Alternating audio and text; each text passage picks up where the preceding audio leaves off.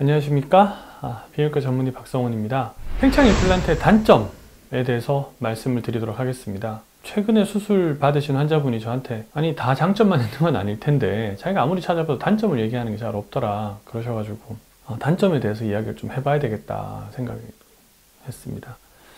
딱히 떠오르는 단점이 제가 많지가 않았어요, 솔직히. 그래서 저희 직원들하고 같이 얘기도 해보고 오시는 환자분들하고 얘기를 해봤는데 제일 첫 번째로 꼽을 수 있는 거는 제가 볼 때는 강직도인 것 같아요. 팽창 임플란트는 자연 발기보다 강직도가 좋거든요. 강직도를 환자분이 너무 세게 만들어서 쓰시는 경우가 있어요. 그렇게까지 쓸 필요도 없고 그렇게까지 쓰지 않는 게 좋은데 너무 딱딱하게 만들어서 쓰니까 오히려 환자분들이 아프다 그러세요. 파트너가 아프다는 경우도 있고. 매사 그렇지만은 장점만 한 가지 특성이 있으면 그게 장점이 될 수도 있고 단점이 될 수 있는 거니까 무리하게 사용하면은 환자분이 아파하시고 불편해 하시니까 그게 오히려 단점이 될 수 있구나 싶었고요. 두 번째는 이거는 모든 환자들 특히 적용되지만 특히 젊은 환자들한테 더 그럴 수 있는데 임플란트를 사용하고 나서 대체로 굉장히 큰 만족감을 느끼시거든요. 그러다 보니까 오히려 이게 안 되면 어떡하지라고 걱정하시는 경우들이 생겨요. 대체로 한 1년 이내에 수술 받으신 지 1년 이내에 그 불안감이 조금 더 생기시는 것 같아요. 내가 고장나면 어떡하지 그 얘기를 자주 하시더라고요. 근데 3년, 4년 넘어가면서는 그런 얘기를 잘 안 하시는 것 같긴 해요. 아까 강직도 얘기했던 거랑 마찬가지예요. 기능에 대해서 만족도가 높아지면은 내가 이 기능을 다시 사용하지 못했을 때 어떡하나 하는 불안감도 높아지는 것 같아요. 어떻게 보면은 기능이 만족스럽다는 게 또 단점이 될 수도 있겠다 싶은 생각이 들었어요.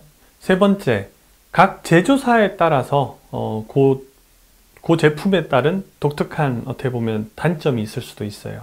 콜로플라스 임플란트의 경우에는 굵기가 좋아요. 그런데 발기가 안 됐을 때 형태가 조금은 어색해요. 그리고 AMS 임플란트는 펌프에 오작동이 생길 수가 있어요. 물주머니가 우리 배 안에 들어있기 때문에 그거를 복압이 올라갔을 때 저절로 물이 음경으로 들어가서 발기가 되는 걸 막기 위해서 잠금 장치를 만들어 뒀다 보시면 돼요. 콜로플라스 같은 경우에는 물주머니에 달려있고 AMS 같은 경우에는 펌프에 달려있거든요.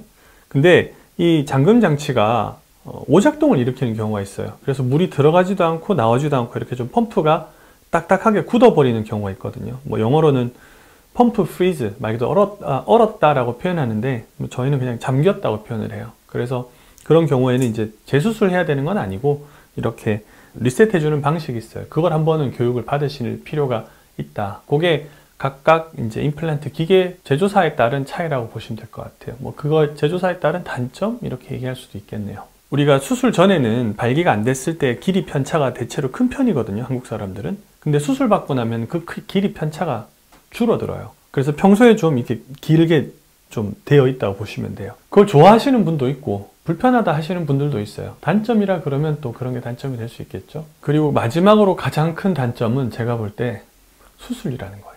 이게 먹는 약은 뭐 환자가 먹기 전의 상태로 언제든 돌아갈 수 있잖아요. 먹어도 사실 몸에 비가역적인 변화가 생기는 건 아니니까. 근데 수술이라는 치료는 뭐 어떤 수술이든 다 마찬가지지만 다 비가역적인 치료예요. 그래서 수술을 받으면 그 이전의 상태로 돌아갈 수가 없어요. 물론 그 바뀌는 상태가 더 좋은 상태를 원해서 우리가 바꾸는 거긴 하지만 여튼 바뀐다는 것 자체는 사실 먹는 약이나 뭐 이전에 쓸 수 없지만 주사제나 이런 거에 비해서 좀 단점이라고 할 수 있죠. 그리고 수술을 받아야 되잖아요. 환자가 그 시간이랑 비용도 들여야 되고 그리고 거기에 몸이 또 익숙해져야 돼요. 그런 적응의 시간이 필요하다는 단점이 있을 수 있겠죠. 많은 환자분들은 그 정도 대가 없이 어떻게 좋아지려고 바라냐 이렇게 얘기도 하시는데 먹는 약보다는 훨씬 더 번거로운 과정이 있으니까 그걸 단점이라고 봐야 되겠네요. 이상 그래서 이제 팽창 임플란트에 대해 단점들에 대해서 말씀을 드렸는데 제가 생각하는 것 말고도 또 환자분들이 느끼시는 다른 불편함이 있을지도 모르겠어요. 근데 지난 한 10년 넘는 기간 동안 제가 쭉 봐온 바로는 아주 두드러지는 단점 같은 경우는 없는 것 같아요. 이게 뭐 실험적인 치료라던가 아니면은 해서 될지도 안 될지도 모른다던가 이런 치료는 아닌데 장점 단점이 아니라 임플란트 치료 자체 특성이 그 자체가 양면성을 가지는 것 같아요. 아까 말씀드렸던 강직도도 그렇고 혹은 치료 만족도도 그렇고 그래서 그런 부분들을 잘 고려하셔가지고 수술적인 치료를 선택하시는 게 치료 효과 면에서 그리고 치료 만족도 면에서 좋은 결과를 보일 거라고 생각을 합니다.